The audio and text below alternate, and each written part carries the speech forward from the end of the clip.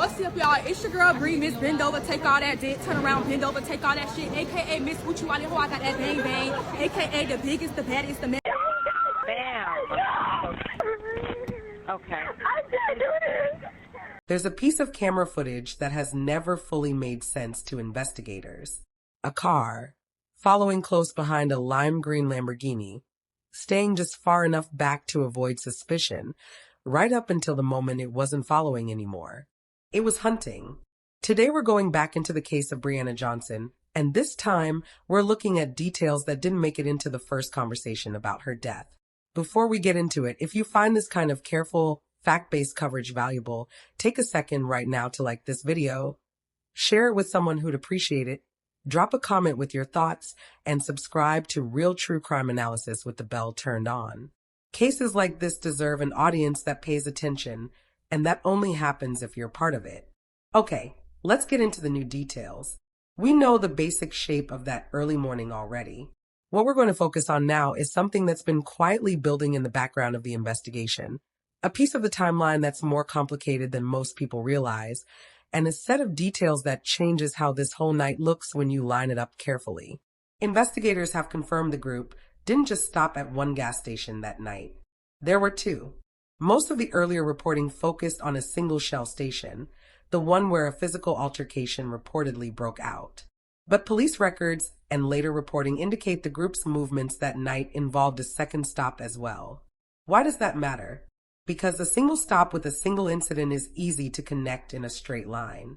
Two stops complicates that picture. It means there were more windows of time, more potential points of contact with people outside their group, and more opportunity for something to go wrong before anyone even reached that final intersection. It also raises a question that hasn't gotten much attention yet. What happened at that second stop? Was it uneventful, or is there simply less footage available from that location? Right now, we don't know, and that gap in the public record is worth remembering as this case moves forward. Think about how a night like that actually unfolds in real time. It's not one clean line from party to tragedy. It's a series of stops, each one ordinary on its own. A party winding down, a drive across town, a stop for gas, another stop for reasons we don't fully know. It's only in hindsight, once you know how the night ends, that every single one of those stops starts to feel loaded with meaning. That's part of what makes true crime cases like this so unsettling. The people involved had no idea which ordinary moment was about to become the last normal moment of their lives. Now let's talk about what happened at that Shell station, because new detail has emerged here too. Surveillance cameras at the pumps reportedly captured a physical altercation, and this wasn't a fight between the men in the group. According to reporting on the footage, it was several women who were involved in the confrontation. That's a meaningful distinction. A fight between men in a group like this might suggest one kind of motive, rivalry, an old grudge, something territorial. A fight involving women raises a different set of questions entirely. Who were these other women? Were they connected to anyone who later showed up behind the wheel of that white sedan?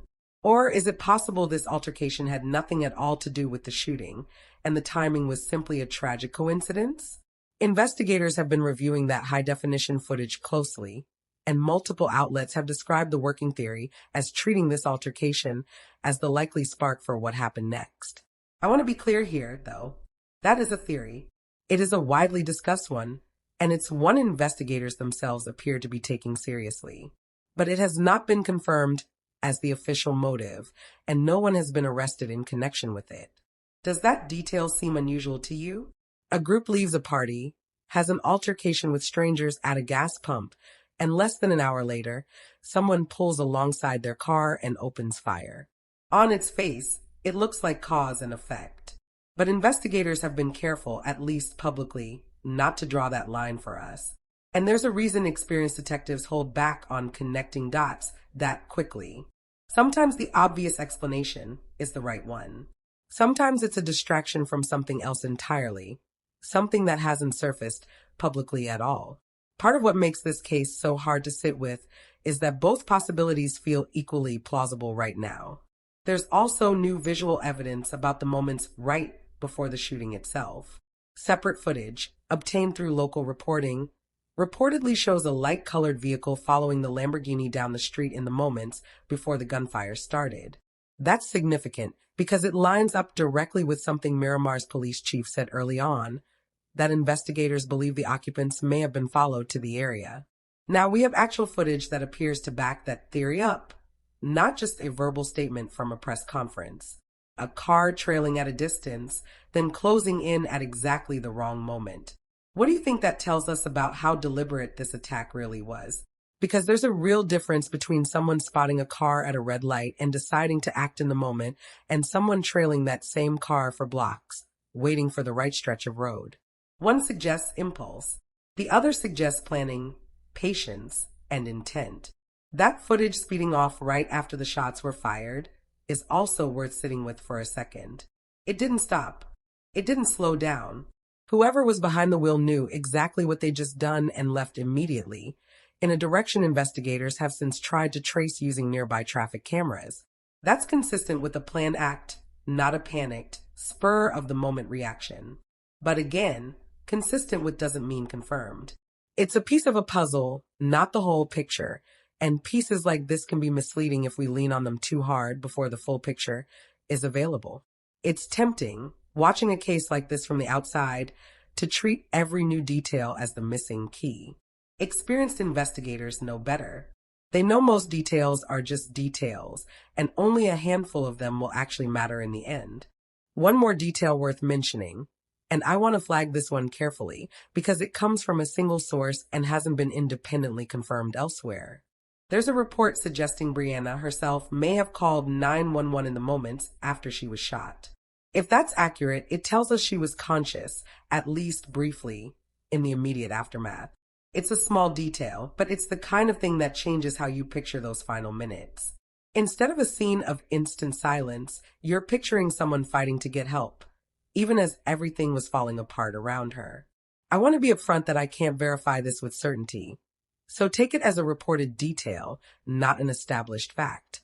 If it is true, though, it adds another layer to an already devastating morning, one where the people involved were trying to survive something that happened in the span of seconds. So here's where that leaves the investigation. We have 2 gas station stops instead of 1. We have a physical altercation involving women, under active review as a possible trigger. We have footage showing a vehicle trailing the Lamborghini before the attack and speeding away right after. We have a police chief who has said, on the record, that this was not random. And we still, as of the most recent reporting, do not have an arrest, a confirmed suspect, or an officially released motive. Could investigators have overlooked something important? It's a fair question to ask in any case that remains unsolved this long. But it's just as likely that they haven't overlooked anything. They may simply be sitting on information they aren't ready to release, protecting the integrity of a future prosecution. Homicide investigations often look quiet from the outside, while a tremendous amount of work happens behind the scenes. Silence from police doesn't necessarily mean stagnation. It can just as easily mean they're being careful, waiting for a case that will actually hold up once it reaches a courtroom. Rushing an arrest based on incomplete evidence can backfire badly, giving a defense attorney an opening that a more patient investigation would have closed. There's a pattern in true crime cases like this one, where cases that move slowly at first sometimes move very quickly once the right piece of evidence finally lines up. A single fingerprint, a single cooperating witness, a single piece of digital data pulled from a phone, any one of these can turn a stalled investigation into an active prosecution almost overnight. That's part of why cases like this stay in the news for so long. Not because nothing is happening, but because the public simply isn't privy to what is. It's also worth thinking about how a case like this gets shaped by public attention. Because Brianna had such a large following, this story spread fast, and with that speed came speculation, rumors, and theories that had no basis in anything investigators had confirmed. That's part of why staying grounded in verified information matters so much here. It would be easy to fill in the blanks with assumptions, but assumptions aren't the same as answers, and a family waiting for justice doesn't need more noise added to an already painful situation. Every unfounded rumor that circulates online is one more thing a grieving family has to correct, on top of everything else they're already carrying. That's exactly what happened with A.J. S. father, who had to publicly push back against rumors suggesting his son had some kind of gang affiliation. He said plainly that he raised those kids, and they weren't troublemakers. It's worth remembering that a claim like that, repeated enough times online, can start to feel true to people who never knew the person at all. Nothing publicly confirms those rumors. What is confirmed is a father defending his son's memory in the middle of unbearable grief. What continues to make this case resonate isn't just the unanswered questions, though. It's the community response that followed. In the weeks after Brianna and her cousin AJ died, hundreds of people from their hometown of Pompano Beach came together for a public march, walking together to honor them and to push back against the violence that took them. That kind of response tells you something about who these two young people were to the people who actually knew them, not just to an online audience watching from a distance. It's easy to see someone as a name in a headline. It's harder to remember that behind every case like this is a hometown, a family, and a community that shows up when it matters most.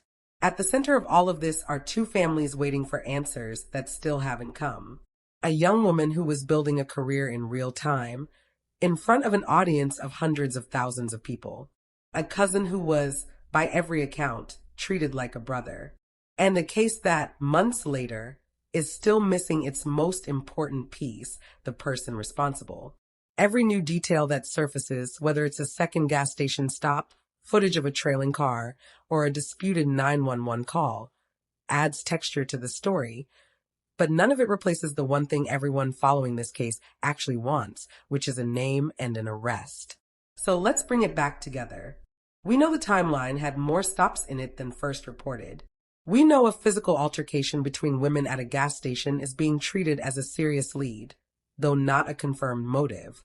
We know surveillance footage supports the idea that this vehicle was deliberately followed before the attack. And we know that, as of now, no one has been arrested and no official motive has been released to the public. Two young people are gone.